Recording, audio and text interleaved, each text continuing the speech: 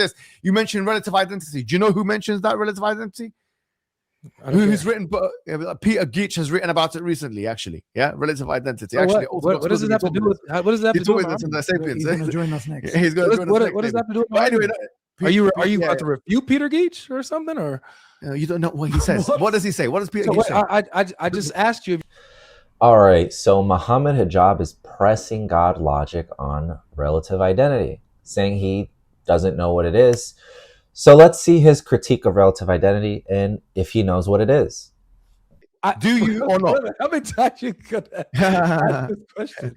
So if you hold the position of relative identity of Peter Geach, my response to it is the following. My response to it is, in order for you to come to that conclusion, you have to have a relative identity framework. And the relative identity framework goes against predicate and propositional logic. And in particular, it goes against Leibniz law, which means that in order for you to prove the Trinity, you have to allow contradictions. Do you agree with that? All right, well, that was disappointing. Let's go through what he said. He said rejecting relative identity means you reject, let's go to the first one, propositional logic. Is this true? Well, considering propositional logic doesn't include identity at all, that means it doesn't include Leibniz's law, since in the formulation of Leibniz's law it uses identity. There's literally nothing to go against or refute, right? Let me say that again in case you didn't understand me. Propositional logic does not include identity at all, right? Identity is a two-place predicate. It's propositional logic. Predicate logic is when identity is first introduced, right? Propositional logic does not include identity. He then says it goes against predicate logic. Well, does it go against predicate logic, relative identity? Well, standard predicate logic does not even include identity. That's why when we use identity in predicate logic, typically you'll see it written as FOL plus identity, right? So we're not accepting a very specific axiom or formalization of that identity extension to first order logic, but rejecting that specific extension or just not using identity at all in predicate logic is fairly standard. There's first order logic without identity, just like propositional logic does not contain identity. He then says, therefore, in order to make sense of the Trinity or formalize the Trinity, you have to accept contradictions. How did he even arrive at this? I mean, there's two ways you could be taking this. Somehow rejecting absolute identity leads to contradictions. I mean, the whole relative identity framework that Geach is constructing and we're using is used to build consistent models, right? It's to avoid contradictions. It's to build models that do not contain contradictions, right? We're working within classical logic, right? We're not rejecting the law of non-contradiction or the law of explosion or whatnot, right?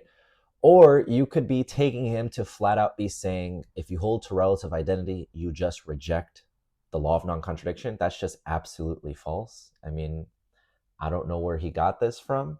But yes, rejecting absolute identity is not rejecting propositional logic. Propositional logic doesn't even contain identity. It's not rejecting predicate logic. There's predicate logic without identity. And then there's predicate logic with identity. That specific extension, standard identity, is what we're rejecting.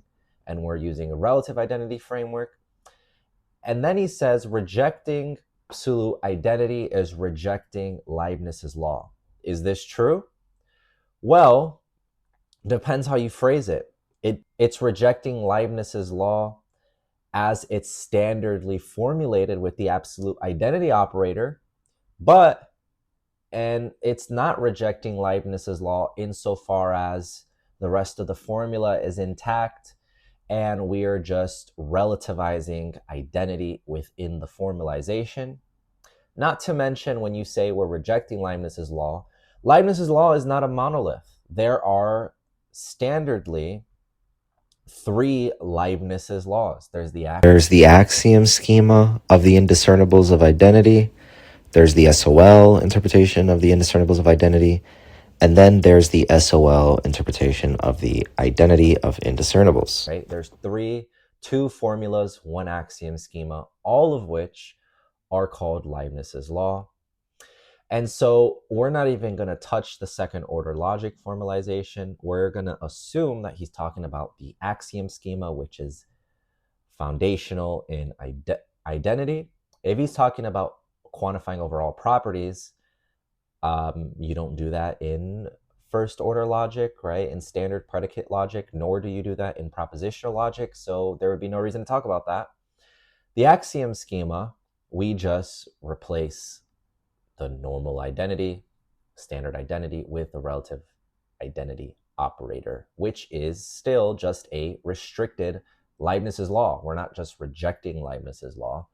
We're just altering the logical structure of identity in which Leibniz's law uses, and it's just standardly used. Logic. I disagree with you. Classical logic. Hold on. Yes or no? What is Leibniz's law? It's the law of identity. No, it's a specific law of identity. Can you tell me exactly? So Mohammed Hijab claims that the law of identity just is Leibniz's law. Now, is he correct? No. I mean, I'm not expecting all of you guys who don't study logic to know that, but he's claiming to know logic. I mean, he's laughing at God logic for holding to relative identity. And he's claiming to know stuff about this matter, and he's publicly displaying himself in front of hundreds of thousands of people, acting as if he knows it. So what is the law of identity? Well, it's a formula expressed as for all x, x is identical to x. And so what is Leibniz's law? Well, the Leibniz's law that comes with identity, the one he's referring to is the axiom schema. And it reads as, for any formula, if x equals y, then that formula is true of x, if and only if it is true of y, right? So what is he mixing? He's very conveniently trying to attach Leibniz's law to the law of identity to make it seem as if you are altering Leibniz's law or whatever. You are altering or rejecting the law of identity. They're not even in the same category. You can't even mix them up in logic. They're not even in the same category of things. The law of identity is a well-formed formula. Leibniz's law as an axiom schema is an axiom schema. Axiom schemas are not well-formed formulas. It literally is categorically incapable of being the law of identity. Identity framework. What you don't understand is the following.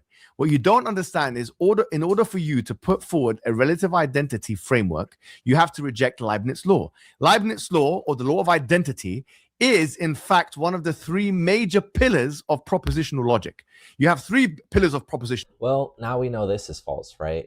Not only is it not a pillar of propositional logic, it can't even be expressed in propositional logic. It's not even, Leibniz's law is not even a part of propositional logic. And not only that, Leibniz's law is not the law of identity. Logic. One of them is the law of identity. The other one is the law of non-contradiction. And the third one is what? The law of excluded middle. These are the three principles of propositional logic. These are the pillars of it. Now, in order for you to make your case, what you're essentially admitting is the following. That in order for me to make a case for Jesus being God and in one sense, and Father being God in another sense, and the Holy Spirit being God in another sense, I have to reject one of the pillars of propositional logic. Propositional logic is the most foundational and accepted logic in the world for the last 3,000 years, 4,000 years. So you have to. Wow. I mean, he was laughing at God logic. This guy said that propositional logic has been around for 4,000 years. Guys, one quick Google search, look up when did propositional logic come into existence. It was around the end of the 19th century, right? Frege and others were the ones who created modern formal systems, right? Which is about, I don't know, within 200 years, 300 years. This guy said 3,000, 4,000 years. He has no clue what he's saying.